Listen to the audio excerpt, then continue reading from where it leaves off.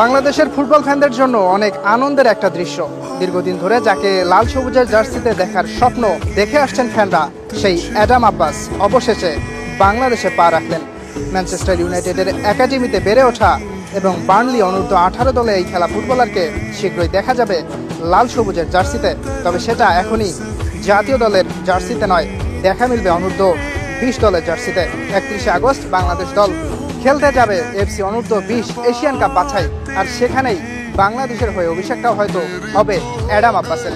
এত ফুটবলার থাকতে কেন অ্যাডাম আব্বাসকে নিয়েই এত বেশি আলোচনা? কেন ফুটবল ফ্যানরা দীর্ঘদিন ধরেই তাকে আসলে বাংলাদেশের লাল সবুজের জার্সিতে দেখার আশা করছে? Complete football package Adam Abbas. English academy সিস্টেমে বেড়ে ওঠায় তার খেলায় স্পষ্ট ইউরোপিয়ান ছাপ। অ্যাডামের মূল পজিশন রাইট উইঙ্গার, তবে খেলতে পারেন স্ট্রাইকার হিসেবেও। ক্ষিপ্র গতি ও গোলের ক্ষুধা তার সবচেয়ে বড় অস্ত্র। 1-2-1-এর ড্রিবলিংয়ে বেশ আত্মবিশ্বাসী, ডিফেন্ডারকে সরাসরি চ্যালেঞ্জ করেন। প্রবণতা আছে উইং থেকে কাট ইন করে শট নেয়ার।